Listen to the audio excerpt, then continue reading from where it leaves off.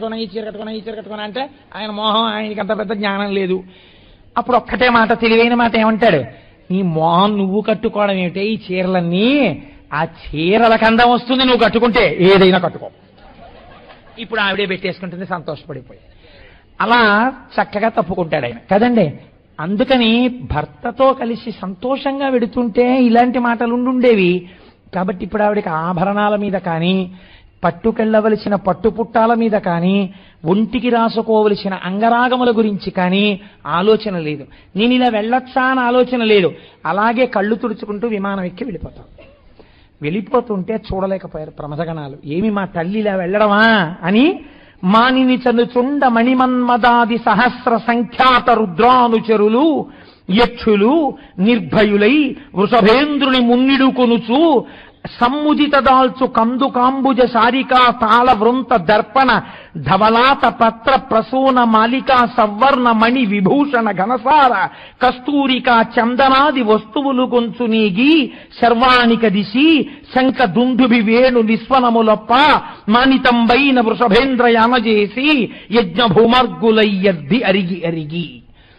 అయ్యో ఇదేమిటి అమ్మవారు ఇలా పెడుతోందని నందీశ్వరుణ్ణి తీసుకెళ్లి ముందు పెట్టి కొన్ని కోట్ల ప్రమథగణాలు పక్కన నిలబడి ఘంటారావాలు చేస్తూ వేణునాదాలు చేస్తూ అమ్మవారు కట్టుకోవలసినటువంటి సరిగంచు పట్టు చీరలు బోలెడన్ని విమానాల్లో పెట్టి, అమ్మవారు పెట్టుకునే కస్తూరి బొట్లు, అమ్మవారు ఒంటికి రాసుకునేటటువంటి అంగరాగములు, అమ్మవారు వాడకుండా పెట్టుకునేటటువంటి పుష్పాలు, అమ్మవారు ధరించేటటువంటి అనేకానేక హారములు, నగలు, పెట్లు అన్నీ చేర్చి సంతోషంగా జయహో జయహో. సాక్షాత్తు సతీదేవి దక్షయజ్ఞానికి ఎడుతోంది, తండ్రి గారింటికి ఎడుతోంది, పుట్టింటికి ఎడుతోందని వాళ్ళందరూ వెళ్ళినట్టు వెళ్ళాలంటే మా అమ్మగారు వెడుతున్నారంటే ఎంత వైభవంగా వెళ్ళాలని ఇంతమంది పక్కన చేరి ఇన్నిటితో సంతోషంగా అందరూ కలిసి దక్షయజ్ఞానికి మంగళప్రదంగా బయలుదేరారు. ఇప్పుడు దక్షయజ్ఞం చెప్తే శివరాత్రి అయిపోతుంది కనుక రేపటి రోజున దక్షయజ్ఞం గురించి మాట్లాడతాను. రోజు ఉపన్యాసాన్ని పూర్తి చేసే సమయానికి తల్లి సతీదేవి అనబడేటటువంటి నామముతో అవతారమును స్వీకరించి ఉండగా ఆమె తన తండ్రి అయినటువంటి దక్ష ప్రజాపతి చేసేటటువంటి యాగాన్ని చూడడం కోసమని బయలుదేరింది. బాహ్యమునందు దక్ష ప్రజాపతి చేసేటటువంటి యాగం చూడడం ప్రయోజనమైన నిరీశ్వర యాగం చేస్తున్నటువంటి కారణం చేత తన భర్తకి జరిగినటువంటి అవమానానికి పరమేశ్వరుని యొక్క ఆస్తిత్వమును ప్రశ్నించి ఇంత హేయమైనటువంటి చర్యకి పూనుకున్నటువంటి దక్షుడికి, ఆ దక్షుడు చేసినటువంటి యాగానికి వెళ్ళినటువంటి వారికి ఒక గుణపాఠాన్ని నేర్పే ఉద్దేశ్యంతో తల్లి బయలుదేరింది. అలా బయలుదేరింది అని చెప్పడానికి మనకి ఆధారం ఏమి అన్నదాన్ని నేను మీకు శృతిలోంచి విశ్వస్య భేషజీ రుద్రస్య భేషజీ అని వేదం ఎందుకు పిలిచిందో, ఆ అమ్మవారు అలా బయలుదేరి వెళ్ళడం వెనకాతల ఉండేటటువంటి అంతరార్థమేమో మీకు నిన్నటి రోజున విజ్ఞాపన చేసి ఉన్నాను. తల్లి బయలుదేరి వెడుతున్నప్పుడు ప్రమథగణాలు ఆ తల్లి కట్టుకోవలసినటువంటి పట్టుపుట్టాలు, అలంకారం చేసుకోవలసినటువంటి నగలు, ఆవిడ పెట్టుకునేటటువంటి పువ్వులు, ఆవిడ ధరించేటటువంటి కస్తూరి తిలకము మొదలైన వాటినన్నింటినీ తీసుకుని వారు కూడా జయజయనాదములు చేస్తూ గంటలు మోగిస్తూ ఆ విమానం పక్కన ప్రమథగణాలన్నీ కూడా బయలుదేరాయి. ఇలా వెడుతుండగా మనమున మోదమందుచు ఉమాతరుణీమణిగాంచే దారు మృత్ కనక కుశాజినాయస నికాయ వినిర్మిత పాత్రసీమము అనుపమ వేదఘోష సుమహత్ పశుబంధన కర్మభూమమున్ ముని విభుదాభిరామము సముజ్వల హోమము యాగధామమున్. ఎక్కడో లేదండి, అది దక్షారామం. మన కాకినాడ పక్కనే ఉంది దక్షారామం. ఆ తల్లి విమానంలో వెడుతూ కింద ఉన్నటువంటి దక్షారామాన్ని చూసింది. ఓహో, ఎక్కడ చూసినా యాగశాలలు నిర్మింపబడి ఉన్నాయి, హోమగుండాలు నిర్మింపబడి ఉన్నాయి. ఆ చేస్తున్నటువంటి యాగములోంచి పైకి లేచినటువంటి కొంత ధూమము కనపడుతోంది. అంటే ప్రారంభమునందు యాగం చేసేటప్పుడు అగ్నిహోత్రం నుంచి పొగ ఎక్కువ రాకూడదు.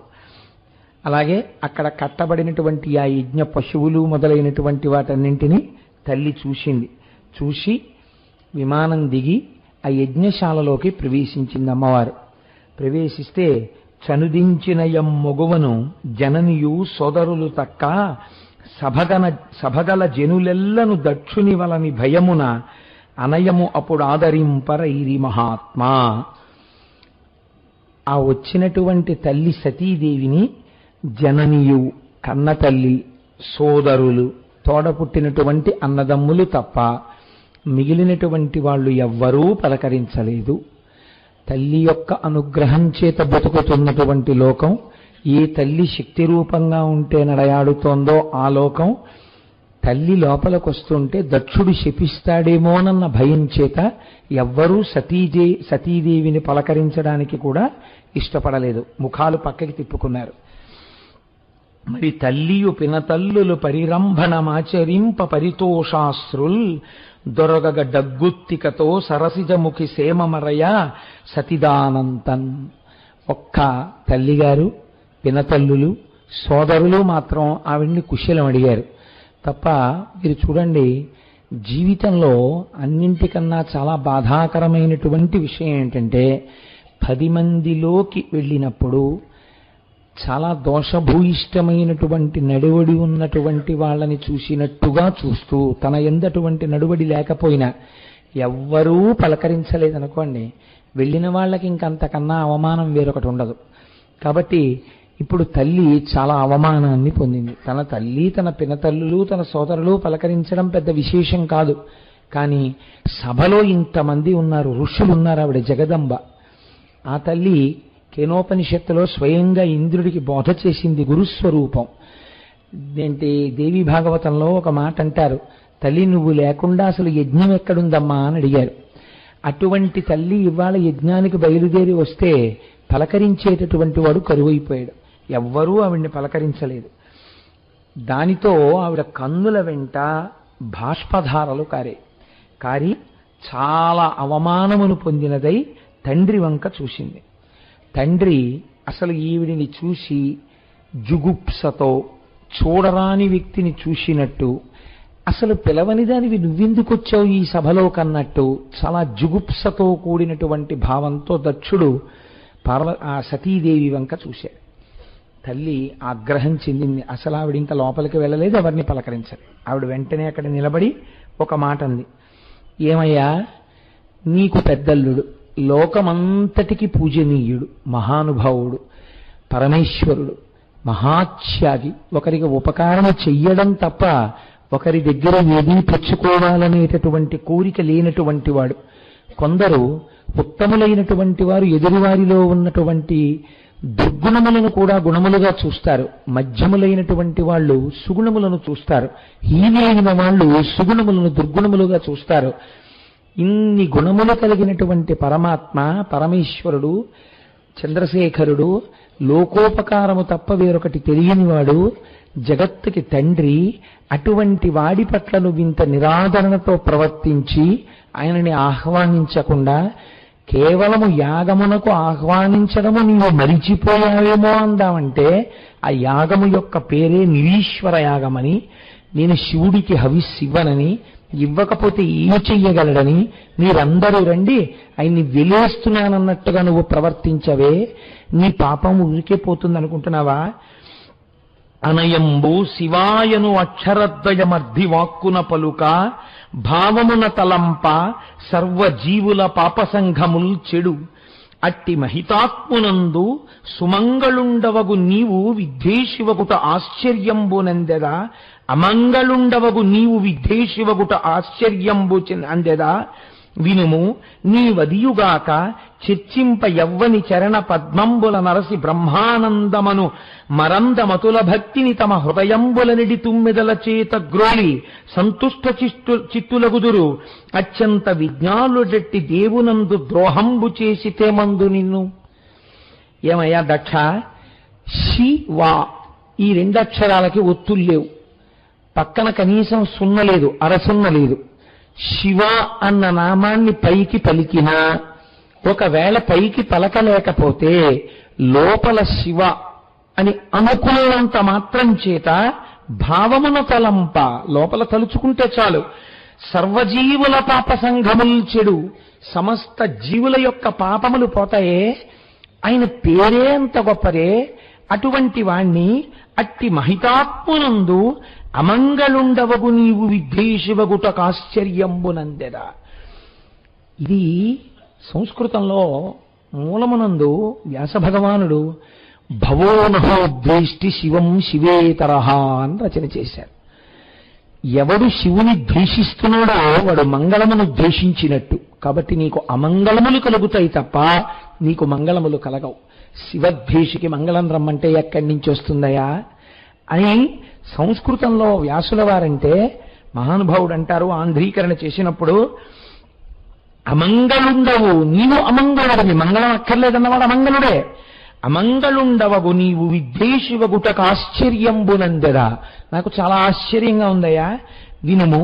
నీ వదియుగాక చర్చింపనెవ్వని చరణ పద్మంబుల నరసి బ్రహ్మానందమను మరందమతుల భక్తిని తమ హృదయంబులనిడి తుమ్మెదల చేత గ్రోలి సంతుష్ట చిత్తులగుదురత్యంత విజ్ఞానులట్టి దేవునందు ద్రోహంబు చేసితే మందు నిన్ను. ఏ పరమేశ్వరుడి యొక్క పాద పద్మముల మీద భృంగములై తుమ్మెదలై వ్రాలి భక్తితో ఆ పాదములలో ఉండేటటువంటి మకరందమును త్రాగి మత్తెక్కి సమాధి స్థితులలో చేరి తమ జీవిత ప్రయోజనమును సాధించుకున్నటువంటి మహానుభావులు ఉన్నారు. అటువంటి వారికి ధ్యానమునందు ఆలయాలమైనటువంటి పరమశివుడి యొక్క పాదములు, ఆ శివుని యొక్క స్వరూపము నీకు ద్వేషభావమునకు ఆలమాలమైందంటే నీకు పతనము తప్ప ఏముంటుందని అనుకోవాలి నేను. అతుల భక్తిని తమ హృదయంబులండి తుమ్మెదల చేత గ్రోయి. తుమ్మెదలనేటటువంటి తమ హృదయముల చేత భక్తులు గ్రోలుతున్నారు ఆయన పాదములలో ఉండే మకరందాన్ని. మరియును అమ్మహితాత్ముని చరణ సరోజాత యుగము సకల జగంబుల్ నెరిగొలవగోరు కోర్కులు తరమిడి వర్షించు అతని తగునే తెగడం.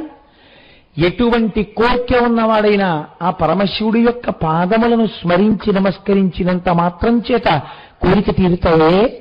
కోరికలు తీర్చేవాడు నాకు రావడానికి వీల్లేదంటే యజ్ఞం చెయ్యాలన్న ఈ కోరిక ఎలా తీరుతుందనుకుంటున్నావురా నీకు? ఎవడు వస్తే కోరికలు తీరుతాయో వాడు రావద్దన్నావు.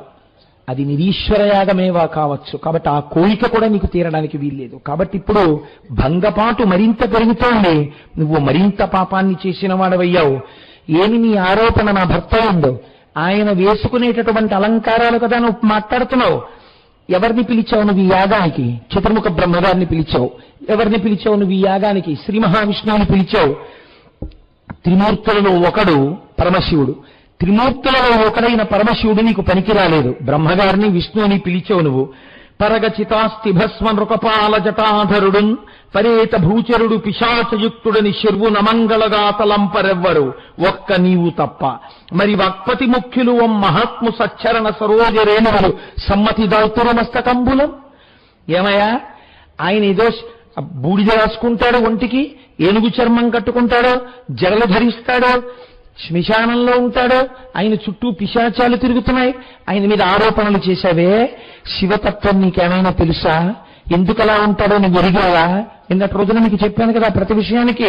అంత పరమ పవిత్రమైనటువంటి శంకరుణ్ణి పట్టుకుని అనరాని మాటలు అన్నావే. ఆ మహాత్ముని యొక్క చరణముల సరోజముల నుంచి రాలేటటువంటి ధూళిని పట్టి చతుర్ముఖ బ్రహ్మగారు తన 4 తలకాయల మీద జల్లుకుంటున్నాడే. ఏం మరి ఆయన చరా ధూళిని తన పాదముల మీద తల్లుకునేటటువంటి చతుర్ముఖ బ్రహ్మగారు ఆహ్వానమునకు యోగ్యుడైతే నా భర్త శంకరుడు ఎందుకు యోగ్యుడు కాలేదు? నీ పక్షపాత బుద్ధి, నీ దుర్బుద్ధి బయట పెడుతోంది. దీనికి ఒక్కటే చెయ్యమని శాస్త్రం చెప్తోంది. నెలకొని ధర్మపాలన వినిర్ముల భర్గు తిరస్కరించు ఒక్కలుని జిహ్మ కోయదము. ఎవడు పరమశివుని నిరాధారంగా ఇలా నిష్కారణంగా పక్షపాత బుద్ధితో దూషిస్తున్నాడో వాడి నాలుక కోసేయాలి. అలా నాలుక కొయ్యలేకపోతే వాడే అక్కడ వెంటనే కర్ణరంధ్రములను మూసుకొని అక్కడి నుంచి దూరంగా వెళ్ళిపోవాలి. ఆ పాపాన్ని పంచుకోకూడదు. ధర్మశాస్త్రాలు అలా మాట్లాడుతున్నాయి శంకరుడి గురించి. జగత పితరం వందో పార్వతీ పరమేశ్వరవు. జగత్తుకి తండ్రి అయిన శంకరుణ్ణి నువ్వు నింద చేశావు. అటువంటి నింద చేసినటువంటి వాడి కూతురన్న పేరు నాకు ఈ శరీరం ఉన్నంత కాలం ఉంటుంది. నేను ఎక్కడ కనపడినా నన్ను దాక్షాయణి అంటారు, దక్షుడి కూతురు అంటారు, సతీదేవి అంటారు. ఆయనకి సతిని కాబట్టి సతీ అని పిలిపించుకోవడం నాకు ఇష్టమే. కానీ నీ సంబంధం గుర్తొచ్చేటట్టుగా నన్ను దాక్షాయణి అని పిలవాలంటే నీ కడుపున పుట్టిన ఈ శరీరంతో ఉంటే నన్ను పిలుస్తారు. కాబట్టి ఇక నాకు ఇష్టం లేదు, నువ్వు అనుభవించాలా బాధ. కాబట్టి జనుడజ్ఞానమనం భుజించిన జుగుప్సంబైన అన్నంబు సయ్యన వెళ్ళించి పవిత్రుడైన గతి దుష్టాత్ముండవై ఈశ్వరుంఘను నిందించిన నీ తనూభవ అనంగా ఓర్వ ఈ హేయ భాజామైనట్టి శరీరమున్ విడచి భాస్వచ్ఛుద్ధి ప్రాపించదన్. తెలియక ఏదో కలుషితమైనటువంటి ఆహారాన్ని తినేసిన తరువాత ఏదో పులుసు అనుకుని ఇంట్లో ఉండిన పులుసే కదా అని చెప్పి పులుసు పోసుకుని అన్నం తినేసినటువంటి వ్యక్తి ఆఖరణ మజ్జిగ అన్నం తిన్న తర్వాత పక్కనున్న వాళ్ళకు పులుసు వడ్డిస్తుంటే అందులోంచి చచ్చిన బల్లి పైకొస్తే అయ్యో తినేశాను కదా అని కడుపులో పెట్టుకోడు కదా, నోట్లో వేలి పెట్టైనా తిన్నది కక్కేస్తున్నాడు. బలవంతంగా తన కడుపులోది తాను కక్కినట్టు అది కల్మషభూయిష్టమని తెలిసిన తర్వాత తిన్న అన్నాన్ని తిన్నవాడే కక్కినట్టు. పరమద్రోహివి, పాపివి, శంకర ద్వేషివి, శివనింద చేసిన వాడివి, ఇటువంటి నీ కడుపున పుట్టిన శరీరంతో ఉండడాన్ని ఇంకా నేను అంగీకరించను. కాబట్టి భాస్వచ్ఛుద్ధి ప్రాపించదన్, ఈ శరీరాన్ని అగ్నిహోత్రంలో వదిలిపెట్టేస్తున్నాను అని. నీలగణాపరాధీయకు నీకు తనూభవనౌట చాలదా, తన పాపం ఏమిటో చెప్తోంది. ఎందుకు వదిలిపెట్టవలసి వస్తోందో తెలుసా? చాలు కుమర్త్య నీకు తనుజాతనన్మది సిగ్గు పుట్టెడిన్నేల ధరన్ మహాత్ములకు ఎగ్గునరించడి వారి జన్మముల్ కాల్పనే తలంప జనక కుటిలాత్మగా ఎన్ని చూడగన్. ఎరా నీలగణాపరాధీయకు నీకు తనూభవునౌట చాలదా, అయితే నీ పాపమేమిటి అంటావా? మహాపాపం చేసిన వాడికి కూతురుగా ఉన్నాను నేను ఇప్పుడు. శివమేడ చేసిన వాడి కూతురుగా నేను ఆయన భార్యగా ఇంకా ఈ శరీరంతో ఉండడానికి ఇష్టపడను. చాలు కుమర్చ్య, ఒక దుర్బుద్ధి కలిగినటువంటి వాడా, నీకు తనుజాతనన్మది సిగ్గు పుట్టెడి. దక్షుడి కూతురు అని ఎవరైనా చెప్తే నేను సిగ్గుతో చచ్చిపోతాను రా, ఇలాంటి దురాత్ముడికి కూతురునైనందుకు. ధరన్ మహాత్ములకు ఎగ్గునిరించడి వారి జన్మముల్ కాల్చనే, మహాత్ముల పాలిట అపచారం చేద్దామని ప్రయత్నం చేసేటటువంటి దౌర్భాగ్యుల యొక్క జన్మ కాల్సన ఎందుకు పనికొస్తుంది ఆ జన్మ? తలంప జనక కుటిలాత్మక ఎన్ని చూడగన్. ఆలోచించి చూడగా నీ వంటి వాడికి కుమార్తెగా ఉండాలని నేను అనుకుంటానా? అన్నిటికన్నా నా బాధ ఏమిటో తెలుసా? నా భర్త పరమజ్ఞాని, మహోదారుడు.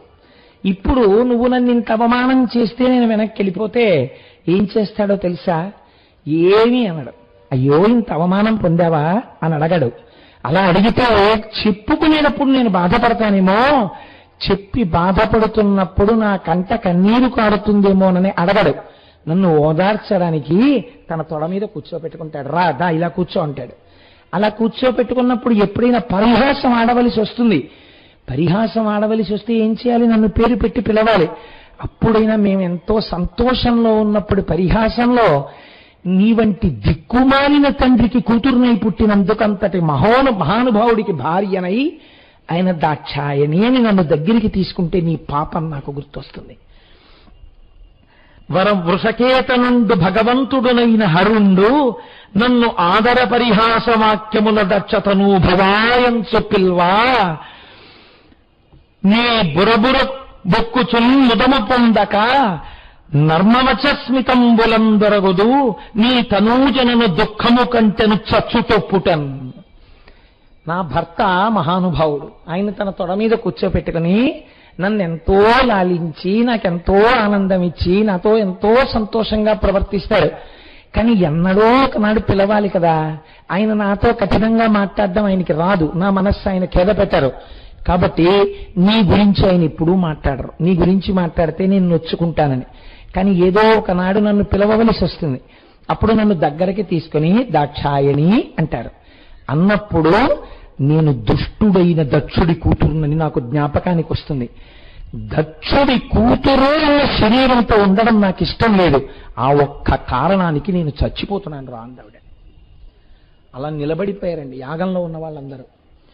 అంతే ఆ తల్లి వరుస ప్రాణాపానవాయు నిరోధంబు గావించి వానికేకముగా నాభితలమున గూర్చి అంతటను ఉదానము తాక నెగయించి బుద్ధితో హృదయ పద్మమున నిలిపి వాని మెల్లగ కంఠమార్గమునను మరి భ్రూమధ్యమునను వసింపచేసి శివాంఘ్రి రాజీవ చింతనముచే నాధుని తక్క అన్యంబు చూడక మహాత్ముని అంకపీఠమునందు ఆదరంబున నుండు దేహంబు దక్షువలన రోషంబునను విడువంగ తలచి తాల్చె తనువున అనిలాగ్నిధారణములు. శంకరుడి యొక్క ఎడమ తొడ మీద కూర్చోవడానికి అర్హమై అలా కూర్చునేటటువంటి ఆ శరీరం దక్షుడి కూతురి యొక్క శరీరంగా ఉండడాన్ని ఇంకా ఆవిడ అంగీకరించలేదు. కాబట్టి ఆవిడ వెంటనే అక్కడ పద్మాసనం వేసుకుని ప్రాణ అపాన వ్యాన ఉదాన సమానమనేటటువంటి వాయువుల్ని ఒకదాంతో ఒకటి కలుపుతూ మూలాధారం దగ్గర నుంచి వాయువుల్ని పైకి లేపి భ్రూమధ్యం దగ్గరికి తీసుకొచ్చి సహస్రారానికి తీసుకెళ్లే ముందు శరీరంలో అగ్నిహోత్రాన్ని పుట్టించి యోగాగ్నిని భ్రూమధ్యమునందు ఆజ్ఞాచక్రమ మీద శంకరుడి యొక్క పాదపద్మములను ధ్యానం చేస్తూ ఆ పాదపద్మములే చూస్తూ అందరూ చూస్తుండగా ఒక్క క్షణంలో అగ్నిహోత్రంలో భస్మమైపోయింది తల్లి. బూది కుప్పయ్యి పడిపోయింది. పడిపోగానే అక్కడున్న వాళ్ళందరూ కూడా అరవా అప్పుడు వీక్షించి మహారోషముతోడా అక్కడున్న వాళ్ళందరూ గబగబా లేచారు. అయ్యయ్యో, సకల చరాచర జనకుడైనట్టి ఈ దక్షుండు తన కూర్మితనయ మానవతి పూజనీయ ఈ సతి తనచే అవమానంబునుంది సమక్షమందు గాయంబు త్వరగంగ కనుగొనుచున్నవాడిట్టి దురాత్ముడిందేని కలడే అనుచు చిత్తంబుల ఆశ్చర్యంబులొందిరదియునుగాక ఇట్లనిరి ఇట్టి దుష్టచిత్తుండు బ్రహ్మబంధుడనైన ఈతడనయంబుదా నపఖ్యాతి పొందు నిందపడి మీద దుర్గతి చెందుగాక ఎనుచు జనములు పలుక అయ్యవసరమునా. అక్కడ ఉండే వాళ్ళందరూ వీడు ప్రజాపతే, వీడు బిడ్డల్ని కన్నవాడా, ఎదురుగుండా కన్న కూతురు పిలవకపోయినా వస్తే అమ్మ రా అని అనలేదా? పైగా తల్లి అంత బాధపడి ఏడిచి మాట్లాడుతుంటే లేచి వెళ్ళి కనీసం ఇలా పట్టుకుని అమ్మా అంత బాధపడకు అని అనలేదా? ఎదురుగుండా అలా పద్మాసనం వేసుకుని అగ్నిహోత్రాన్ని పుట్టించి యోగాగ్నిలో ఆవిడ రగిలిపోయి కాలిపోయిందా? వీడు అలాగే కూర్చుని యాగం చేసుకుంటున్నాడా? వీడు తండ్రే, వీడు ప్రజాపత, వీడు అనుభవించి తీరుతాడు. ఉపద్రవం వస్తుంది, జగత్తునందు పరమ అపఖ్యాతిని పొందుతాడు. ఏ ప్రజాపతికి లేనంతటి దుష్టకీర్తి దక్షుడు పొంది తీరుతాడు. అమ్మవారిని కూతురుగా పొంది పరమశివుణ్ణి అల్లుడిగా పొందినా దక్షుడి పేరుని గౌరవించకుండా లోకం దక్షుడనేటప్పటికీ దక్షయజ్ఞం గుర్తొచ్చేటట్టుగా యజ్ఞ విధ్వంసము జ్ఞాపకానికి వచ్చేటట్టుగా అయి తీరుతుందనుకున్నారు. ఎప్పుడైతే అమ్మవారు యోగాగ్ని యందు భస్మమైపోయిందో అక్కడ ఉన్నటువంటి రుద్రగణాలన్నీ ఒక్కసారి లేచాయి. లేచి వాళ్ళు దక్షుడి మీదకి వెళ్ళబోయారు. ఒక్కొక్క సమయంలో అభిమానము ఉండడం దోషం కాదు, కానీ ఆ అభిమానము వెర్రితలలు వేసి తాను అభిమానించని వ్యక్తి యొక్క సర్వనాశనమును అంగీకరించే మనస్సుగా మాత్రం పరిణమించకూడదు. ఎప్పుడు ఒక్కటే కోరుకోవాలి, తాను ఎందుకు అభిమానించడు అన్నదానికి ఒక నిశ్చితమైన కారణం ఉండాలి, ధర్మబద్ధమైన కారణం. అది దిద్దపడితే ప్రేమించగలగాలి. అది లేనప్పుడు దోషభూయిష్టమైపోతుంది జీవితం. కాబట్టి చూడండి, ఇప్పుడు భృగు అర్థం లేని ఆవేశం. ఆనాడు దక్షుడు శంకరుణ్ణి తిడుతుంటే బ్రహ్మగారి సభలో కళ్ళు మిటకరించి కనుబొమలు ఎగరేసి అని ఎగదోశాడు తిట్టమని. ఏమి సంతోషమో తెలియదు. ఇప్పుడు పార్వతీదేవి యోగాగ్నిలో శరీరం వదిలేసింది, సతీదేవి వదిలేస్తే అతను చాలా సంతోషపడిపోయాడు. చాలా సంతోషపడిపోయి ఈ రుద్రగణాలు కూడా ఓడిపోవాలి అని వెంటనే హోమవేది దగ్గరికి వెళ్ళి అరవమపుడి క్షించి మహారోషముతోడ భృగు మహాముని క్రతు సంహారక మారకమగు అభిచారక హోమంబునర్చే సరభసమప్పన్ అందులోంచి అక్కడికి వెళ్ళి ఆ యజ్ఞగుండంలో అభిచార హోమం చేసేసి అందులోంచి బుభునామధేయులైనటువంటి బుభులని పిలువబడేటటువంటి కొన్ని వేల మంది వీరుల్ని సృజించాడు. వాళ్ళందరూ వెళ్ళి రుద్రగణాలందరినీ తరిమి కొట్టేశారు. తరిమి కొట్టేస్తే చాలా సంతోషపడిపోయిన వాడు ఎవరో తెలుసా అండి? దక్షుడు. చాలా సంతోషపడి ఇప్పుడు దక్షుడు, భృగువు వీళ్ళు యాగాన్ని నిర్వర్తిస్తున్నారు, నిరీశ్వర యాగాన్ని. ఇప్పుడు ఈ విషయాన్ని నారదుడు వెళ్ళి శంకరుడికి చెప్పాడు. ఈశ్వర, సతీదేవి యోగాగ్ని యందు శరీరమును విడిచిపెట్టింది. రుద్రగణములు తిరగబడితే భృగువు ఆ హోమగుండంలో ఆభిచారిక హోమం చేశాడు. ఆ అభిచారిక హోమంలోంచి బుభువులనబడేటటువంటి వీరులు పుట్టారు. వాళ్ళు రుద్రగణములను ఓడించారు. నిరీశ్వర యాగం వాళ్ళు మళ్ళీ చేస్తున్నారు అని చెప్పాడు. అప్పటి వరకు ప్రశాంత చిత్తుడై కూర్చున్నాడు శంకరుడు. ఆద్యుండుగ్రుడు నీలకంఠుడి బదైత్యారాతిదష్టోష్టుడై ఆద్యద్భూరి ముగేంద్ర ఘోషమున భీమ ప్రక్రియన్నవుచున్ విద్యుద్వహ్నిశిఖా సముచ్చయ రుచిన్ వెల్గొందు చెంచజ్జటన్ సద్యక్రోధముతోడబూంచి వైచన్ క్ష్మాచక్ర మధ్యంబునన్. ప్రశాంతంగా కూర్చునేటటువంటి శంకరుడు ఒక్కసారి తన ఆసనం నుంచి లేచాడు. ఆద్యుండుగ్రుడు, అమ్మవారు రుద్రుడిగా మార్చింది శివుణ్ణి. ఒక్కసారి ప్రళయకాలంలో ఉండే రుద్రుడు ఎలా ఉంటాడో అంత కోపంతో లేచాడు. ఇభ దైత్యారాతి దష్టోష్టుడై ఆద్యద్భూరి మృగేంద్ర ఘోషమున భీమ ప్రక్రియన్నవుచున్. పెద్ద సింహం పరమ ఆకలితో ఉండి కోపంతో ఉన్నప్పుడు వెళ్ళి ఆ సింహం యొక్క తోక పట్టుకుని ఎవరైనా లాగితే అప్పుడు ఆ సింహము ఆ ఎదురకుండా ఉన్న జంతువు ఎంత చిన్న జంతువైనా సరే దాన్ని తన పంజాతో కొట్టే ముందు నోరంతా విప్పి ఎంత భయంకరమైన గర్జన చేస్తుందో అటువంటి గర్జన ఒకటి చేశాడు. చేసి భీమ ప్రక్రియ నవ్వుచున్ పెద్ద నవ్వొకటి నవ్వాడు. విద్యున్మహ్నిశిఖాసముచ్చయ రుచిన్ వెల్గొందు చించజటన్. మిరిసిపోతున్నటువంటి తన జటాజూటంలోంచి ఒక జటని పైకి పీకాడు. పీకి సద్యక్రోధముతూడ పూంచి వైచన్ క్ష్మాచక్ర మధ్యంబునన్. ఆ పుట్టినటువంటి క్రోధాన్ని అణుచుకోలేక చేతిలో ఉండేటటువంటి ఆ జటని తీసి నేలకేసి కొట్టాడు. కొట్టేటప్పటికి ఆ జట నేలకి తగలడం, అందులోంచి ఒక పురుషుడు ఆవిర్భవించడం మొదలైంది.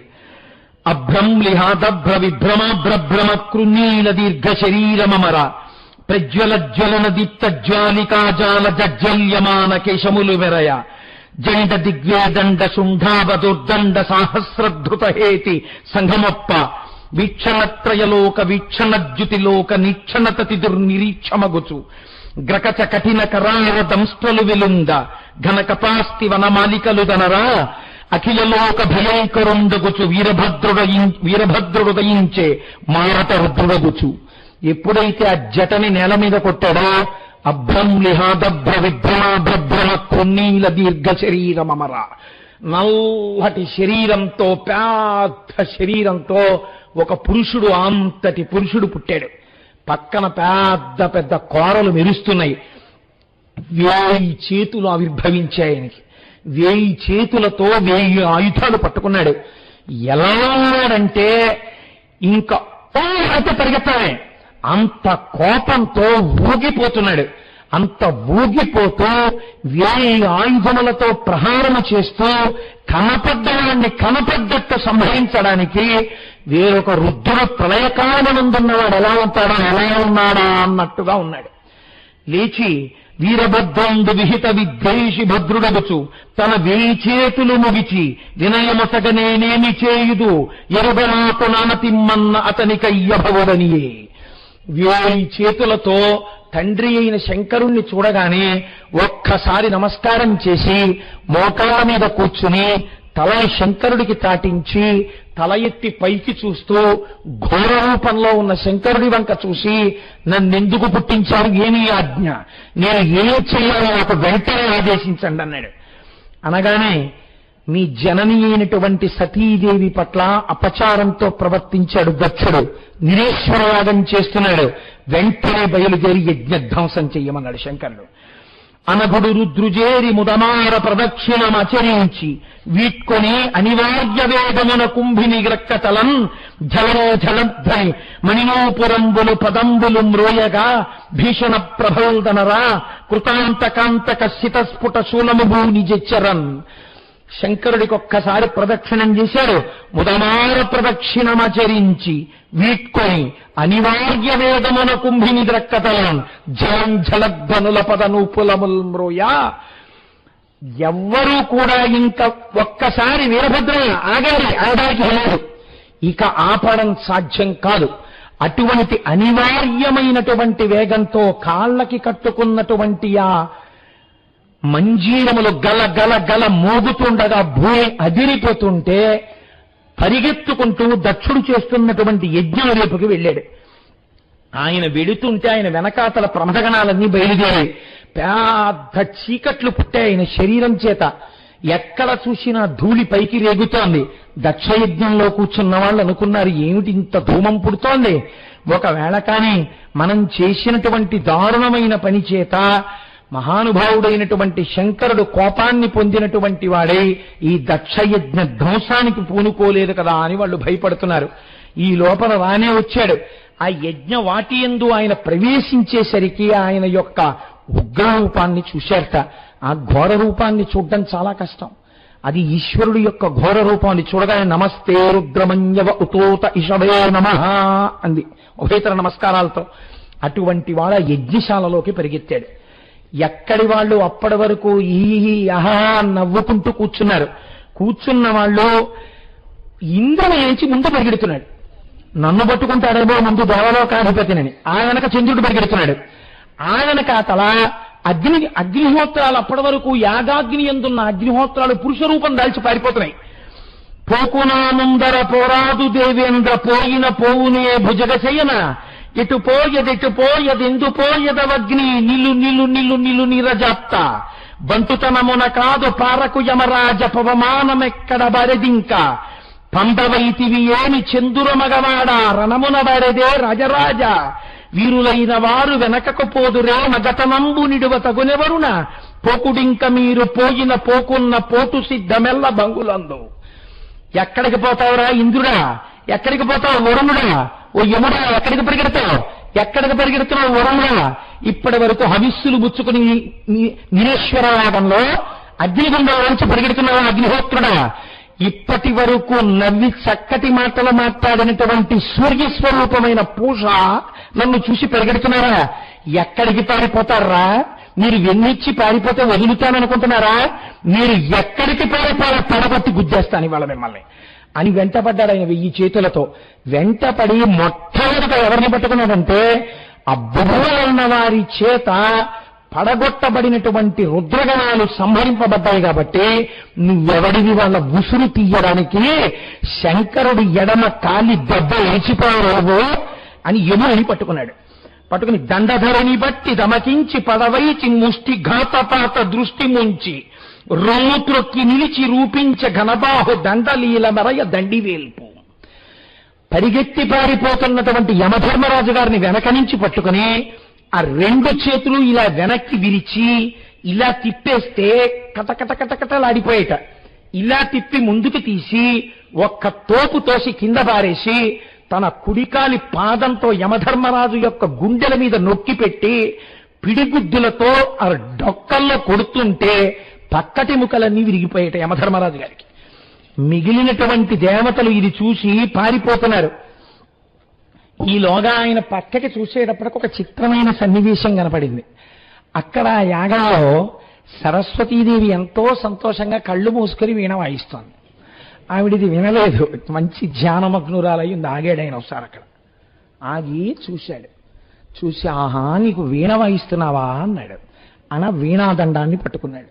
పట్టుకున్నప్పుడు తీగ మోగలేదు. ఆగింది ఆవిడ. ఏమైందని కళ్ళు తెరిచి చూసింది. భయంకర రూపంతో ఎదురుగుండా ఉన్నాడు. ఆవిడ్ని కూడా గుద్దారు అంటే బాగుండదు కదండి. అంతటి వీరభద్రుడు ఎంత చమత్కారం చేశారో చూడండి. హరుడఖిల గురుండని యుర్వరం రోయగ ఇతటికేల వచ్చితి చెప్పుమా వరదయనుచు తుద గోరున సరసాకృతి వాణి ముక్కు సయ్యన చిదిమెన్. ఏమ్మా నువ్వు శివుడికి చెల్లెలివి కదా, ఆయన జ్ఞానం ఇస్తాడు. ఆయన ఢమరుక మొరోగిస్తే మహేశ్వర సూత్రాలు వచ్చాయి. సమస్త విద్యలకి అధినాథుడైన మౌనంగా ఉండి చెప్తాడు, మాటతో చెప్తాడే.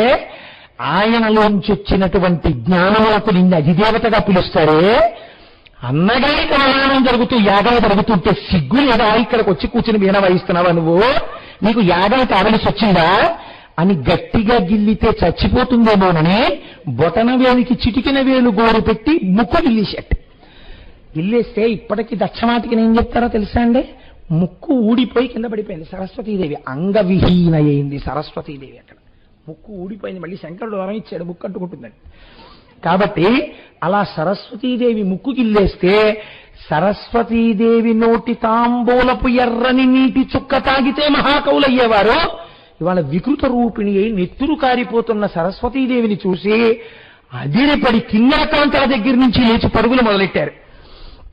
భగులే కూకటి పట్టి నిష్ఠురగతిన్ పండ్లూడ నోరంతయం పగులన్ రేసి కుదించుచున్ బదరచున్ పాపాత్మునిన్ దక్షునిన్ తగవే చూచిన కన్నులేవి అనుచున్ దట్టించి లీలాగతిన్ భగుకన్నుల్ వెరకెన్ సురల్ బెగడగా భద్రుండు రుద్రత్ముడై. ఆ భృగు అక్కడే కూర్చుని అలా ఉండిపోయాడు. వెళ్ళి దగ్గరికి వెళ్ళి పట్టుకున్నాడు. పట్టుకునియారా నువ్వేనా రోజున బ్రహ్మసభలో శంకరుడు దక్షుడు నింద చేస్తుంటే ఇలా ఇలా అన్నావుట, ఇలా ఇలా అన్నప్పుడు ఇవన్నీ కదిలేరా నీ మీసాలు గడ్డాలు అని ఆ గడ్డాన్ని ఇలా చేతికి ముడేసుకుని ఒక్క లాగు లాగితే మొత్తం గడ్డం ఊడిపోయి నెత్తురు వరదలైపోయిందిట. నీ బతుక్కి మీసాలోటి కావాల్సి వచ్చాయిరా నీకు అని ఆ కంఠాన్ని ఎడంచేత్తో వెనక్కి పట్టుకుని మీసాలు ఇటువైపు మీసాలు తీసేసి చూస్తే ఇప్పుడు మీసాలు లేవు, గడ్డాలు లేవు, నెత్తురు కారిపోతోంది. కళ్ళు అలా పెట్టి అలా చూస్తున్నట్ట వీరభద్రుడు వెనుక. చూస్తుంటే ఈ కళ్ళతోటే కదరా ఆనాడు శంకరుని తిడుతుంటే దక్షుణ్ణి ఇలా ఇలా అన్నావు, ఇప్పుడు ఈ గుడ్లు ఏం చేస్తానో చూడని ముంజికాయ తినేవాడు బొటన వేలు పెట్టి ముంజికాయని ఎత్తినట్టు అందరికీ ఆ బుర్ర ఇలా తిప్పి చూపించి బొటన వేళ్లతో ఆ 2 కను గుడ్లు ఊడబెరికేశాడు. ఊడబెరికి ఇప్పుడు అఘోరించరా శంకర నిందకి కనుసైగ చేశావు, చూసావా దాని పరిణామాలు ఎలా ఉంటాయో తెలుసుకో. శంకర నింద చేస్తే ఎలాంటి రోజులు వస్తాయో గుర్తు పెట్టుకుని నింద చేయి అని గుడ్లు ఊరబెరికి ఆ యాగ అగ్నిహోత్రం దగ్గర కూలదోసేశాడు. కూలదోశ అక్కడతో ఊరుకున్నాడు అనుకుంటున్నారా? ఆ నోరు పట్టుకుని 2 దవడలు బాగా ఇలా విప్పి ఈ నోటితోనేనా ఆ రోజున నందీశ్వరుడికి శాపాలు పెట్టావుట, శివుడికి వ్యతిరేకంగా మాట్లాడావుట, ఈ నోరెందుకురా అని ఆ పై వరస దంతాలు పట్టుకుని కుదిపేసి కింది వరస దంతాలు కుదిపేసి 2 చేతులతో 2 దవడలు పట్టుకుని ఇలా లాగేట. లాగితే నోరు ఇక్కడ వరకు చిరిగిపోయింది, పై దవడ కింద దవడ. ఎంత భీకరంగా కొట్టాడో చూడండి శివనింద చేసిన వాళ్ళందరినీ అని. భగవంకటి బట్టి నిష్ఠురగతిన్ పండ్లూడ నోరంతయం పగులం రేసి కుదించుచున్ బదరచున్ పాపాత్మనం దక్షుణం తగవే చూచిన కన్నులేవి అనుచున్ దట్టించి లీలాగతిన్ భగుకన్నుల్ విరికెన్ సురాబెగడగా భద్రందు రుద్రత్ముడై. ఆ కళ్ళు పీకేశాడు. పీకేసి యోషాగాధల పల్కు మంత్రములు తాను చోటికిన్ బోలా పూషాదిత్య దురాత్మ ఎంచు బెలుచన్ భూమిన్ పడన్ వేచి నిర్దోషుండాతని పండు డుల్చే అది హేతుఖ్యాతిగా ధాత్రిలో భాషల్ తప్పులు ఓయే ఆతనికి తా భాషించుచోనిప్పుడు. ఇవన్నీ ఎక్కడ అనుకుంటున్నారు? ఎప్పుడో మహానుభావుడు పరమశివ భక్తుడు కనుక పోతన గారు వీరభద్ర విజయంలో చేసుకున్న పద్యాలు. కాబట్టి పడగొట్టి ఆ రోజున పూష అనబడేటటువంటి ఆదిత్య సూర్య రూపం అది. ఆ సూర్య రూపాన్ని నోటితో మంచి మాటలు పలకాలి. నువ్వు సూర్యుడివి, జ్ఞానమూర్తివి. నువ్వు ఇటువంటి యాగం జరగకూడదని చెప్పవలసిన వాడివి, కర్మసాక్షివి. నోటితో మంచి మాటలు చెప్పవలసిన వాడివి. చెప్పకుండా నిరీశ్వర యాగంలో కూర్చున్నావా? హవిస్సుల కింద అని పళ్ళికిలించి చూస్తున్నావా? నీకెందుకురా ఈ నోరు?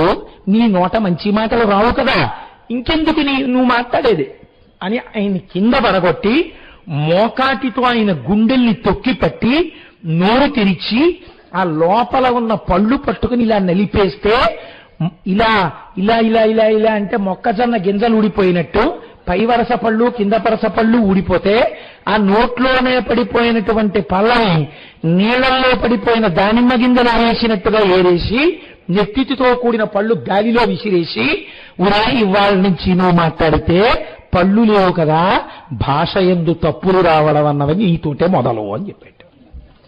ఇంతటి జ్ఞాని అయినటువంటి పూష అనబడేటటువంటి సూర్యుడికి ఆనాటి నుంచి పళ్ళు లేక ఇంతటి మహానుభావుడు ఆ సూర్యస్వరూపం సరిగ్గా మాట్లాడలేకపోయింది. ఆనాటి నుంచే భాషలో తప్పు రావడం అన్నది ప్రారంభమైంది. వీరభద్రుడు యొక్క విజృంభణము చేత వచ్చింది. అలా చూశాట. అసలు సరే, ఇంద్రాదుల యొక్క పక్కటెముకలు విరిగిపోయాయి. నేను ఎన్ని పద్యాలని చదవను మీ దగ్గర, ఒక్కడిని విడిచిపెట్టలేదు. చంద్రుడు చల్లటి వాడు. ఒక పరిగెత్తి పరిగెత్తి పరిగెత్తి పరిగెత్తి వీరభద్రుడు పట్టుకుంటాడేమోనని ఒక మూల నక్కి నక్కి చూస్తున్నట్ట. ఎంత నక్కి నక్కి చూస్తున్నా తెల్లటి కాంతి పడుతుంటుంది కదండి, వెనక నుంచి వెళ్లి పట్టుకున్నట్ట. పట్టుకుని, చంద్ర నిన్ను ధరించియున్న పరమున్ సర్వేశ్వరం బలసి ఈ ఇంద్రాదిత్యుల భంగినేడు భూపై నెతించి ఇచ్చోట మత్సాంద్ర క్రోధ హతుండవైతివనుచున్ జంకించి పాదంబులన్ చంద్రున్ భూగటు చేసి ప్రామెచ్చిదుకన్ సంగ్రామ రంగంబునన్. ఎంత గొప్ప మాట అన్నారంటే, ఆ చంద్రుణ్ణి వెనక నుంచి పట్టుకునియారా, నీకు క్షయవ్యాధి వచ్చేస్తే ఆనాడు వెళ్ళి అక్కడ కూర్చుని శంకరుడి గురించి తపస్సు చేశావా? మహానుభావుడు నీకు క్షయవ్యాధి 15 రోజులే ఉండేటట్టుగా చిరంజీవిత్వం ఇచ్చి నిన్ను తీసుకెళ్లి తన నెత్తి మీద పెట్టుకున్నాడా?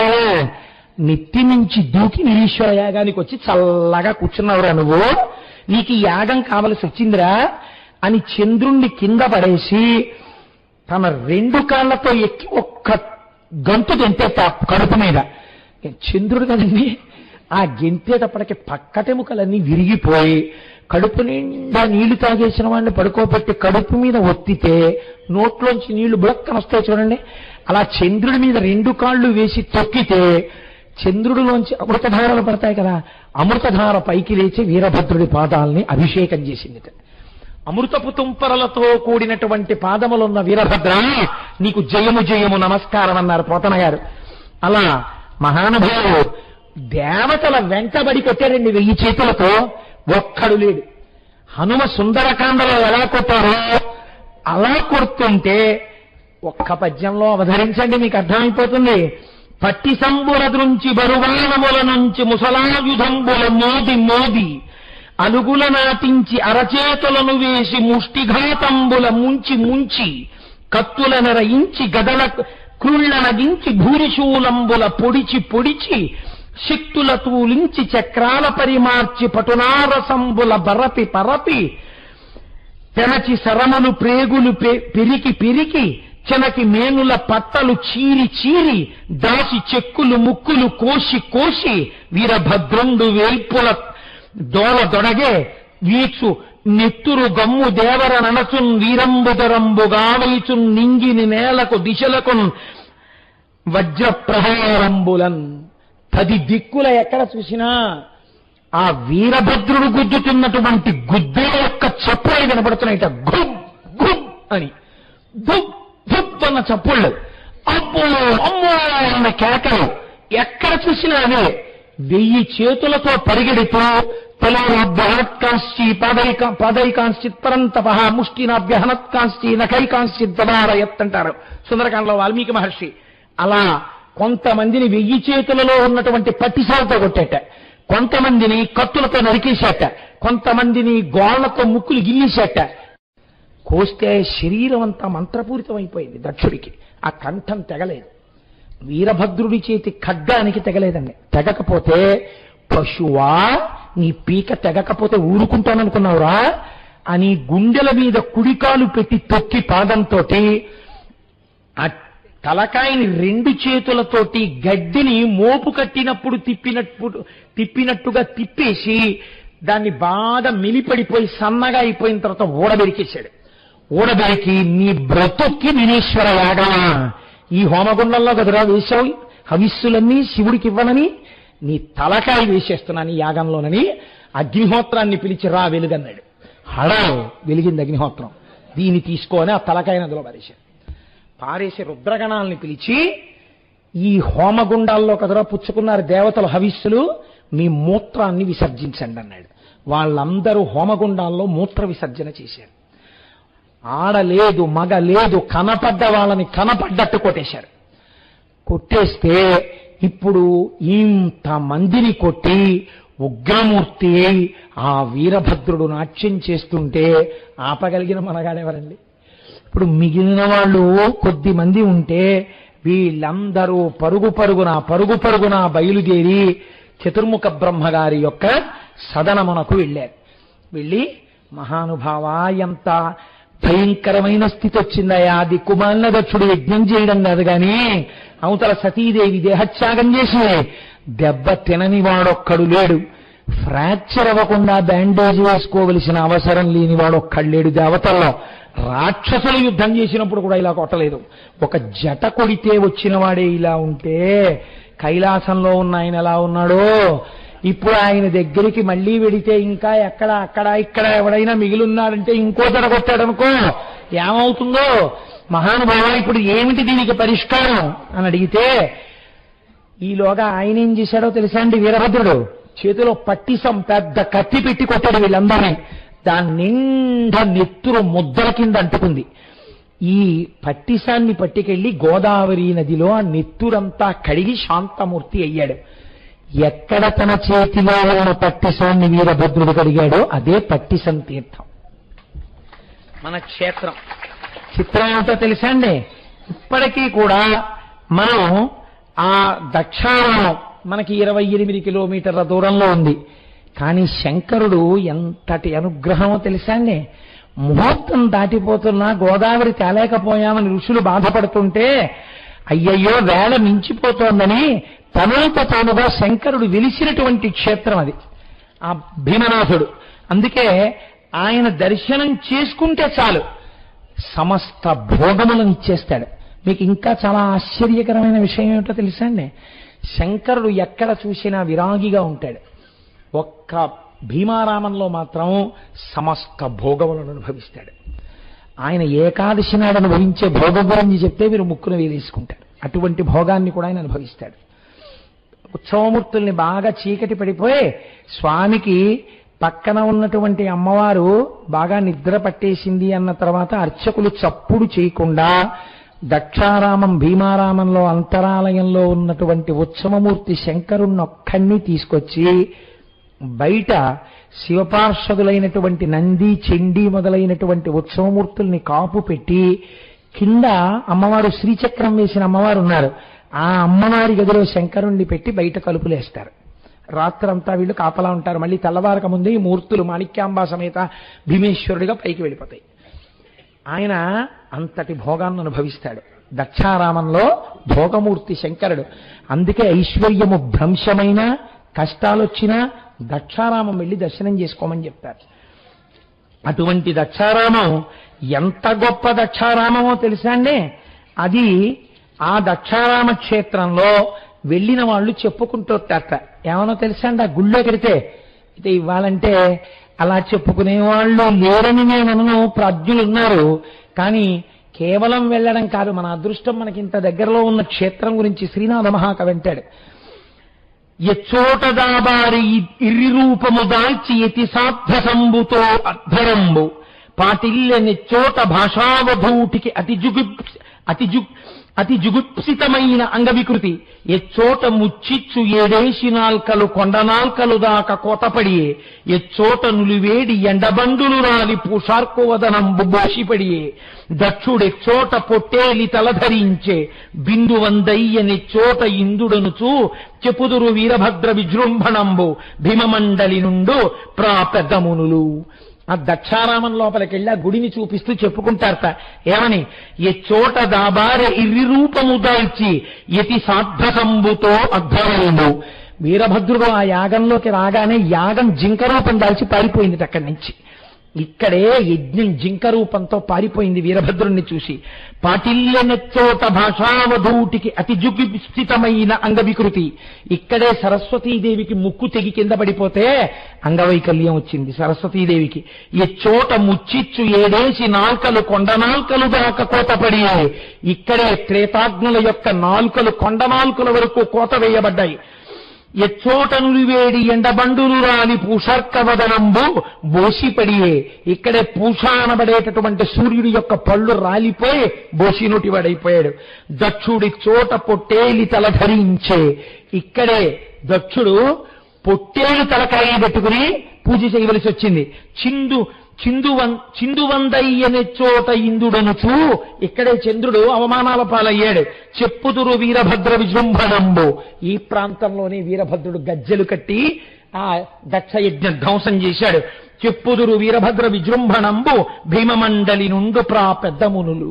ఆ భీమమండలిలో ఉండేటటువంటి పెద్దలు మునులు చెప్పుకుంటుంటారు, అది అటువంటి దక్షారామ క్షేత్రం ఈ క్షేత్రం అని. అక్కడికి వెళ్ళి దీని మీద పాదం పెట్టడమే గొప్ప అని వెళ్ళి ప్రణిపాతం చేసి నమస్కారాలు చేస్తూ ఉంటారట.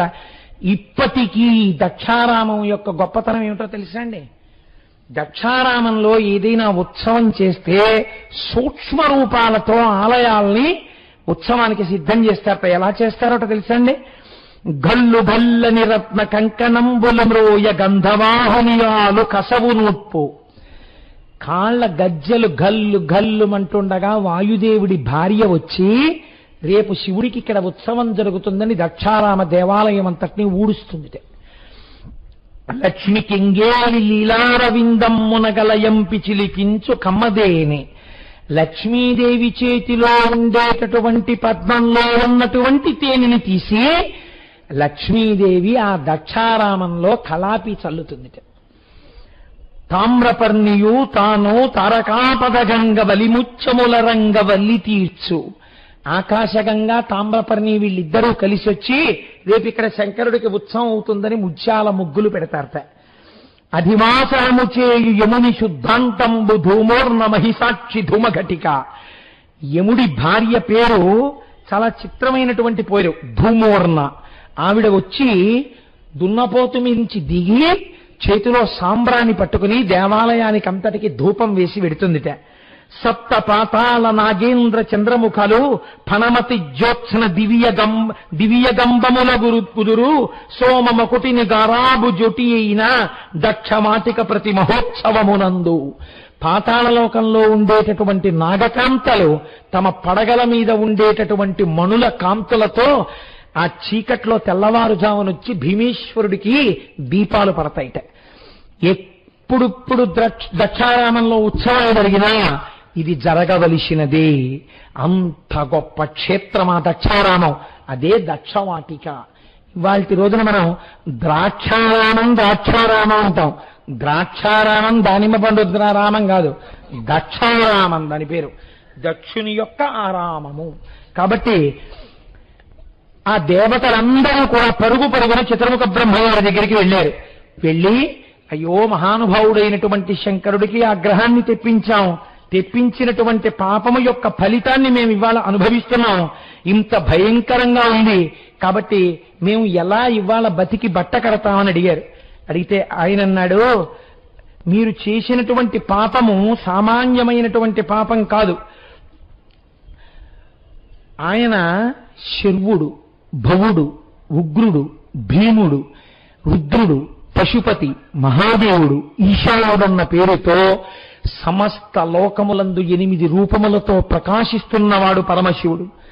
అటువంటి పరమశివుడిని యజ్ఞంలో భాగం లేకుండా నిరీశ్వర యాగం ఏమిటి? బుద్ధి లేనివాడు వాడు చేశాడు అనుకోండి ఆ యాగాన్ని. బుద్ధి గడ్డి తిందిరా మీకు, మీరెలా వెళ్ళారా యాగానికి? ఇది చేయకూడదని ముఖమ్ముడగా చెప్పవలసిన బాధ్యత మీకు లేదా? ఎందుకు వెళ్ళారా? అనుభవించారు మీరు. అయినా మీకు ఒక్క మాట చెప్తున్నాను, కరుణాపూరిత హృదయుడురా. మీరేమనుకుంటున్నారు? ఇప్పుడు కైలాసానికి వెడితే శంకరుడు త్రిశూలంతో ముక్కలు చేసేస్తాడనుకుంటున్నారు మన్ని. అలా ఉండదు పరిస్థితి. మనం బుద్ధి తెచ్చుకుని ఆయనకి నమస్కరించడానికి వెడితే ఎంత ప్రసన్నమూర్తిగా ఉంటాడో చూడండి. రండి వెడదామని వీళ్ళందరినీ తీసుకుని కైలాసానికి వెళ్ళారు. వెళ్ళేసరికి ప్రశాంతవదనంతో చిత్రం వటతరోర్మూలో వృద్ధా శిష్యా గురుయువా గురోస్తు మౌనం వ్యాఖ్యానం శిష్యాస్తు చిన్న సంశయా. ఒక పెద్ద వటవృక్షం, ఆ వటవృక్షం కింద కూర్చుని తన ఎడమ తొడ మీద కుడిపాదం పెట్టుకుని సనక సనందారాది మహర్షులందరూ తన చుట్టూ కూర్చునుండగా పరబ్రహ్మములకు సంబంధించినటువంటి జ్ఞానాన్ని చక్కగా ఇలా చిన్ముద్ర పట్టి మౌనవ్యాఖ్యా ప్రకటిత పరబ్రహ్మతత్వం వర్షిష్టాం తే వసదృషిగణైరవృతం బ్రహ్మనిష్టై ఆచార్యేంద్రం కరకలిత చిన్ముద్రమారూపం స్వాత్మారాయణం ముదితవదనం దక్షిణామూర్తిమీడే. తనలో తాను రమిస్తున్నవాడై సన్నటి చిరునవ్వు నవ్వుతూ పరమానంద స్వరూపంగా వాళ్ళందరికీ జ్ఞానబోధ చేస్తున్నట్ట. ఎక్కడ చూసినా కైలాస పర్వతం మీద చక్కటి లతావితానములు, పొదరిళ్ళు, ఎందరో ఋషులు, ప్రమథగణాలు, నందీశ్వరుడు, గంటల చప్పుడు, వచ్చే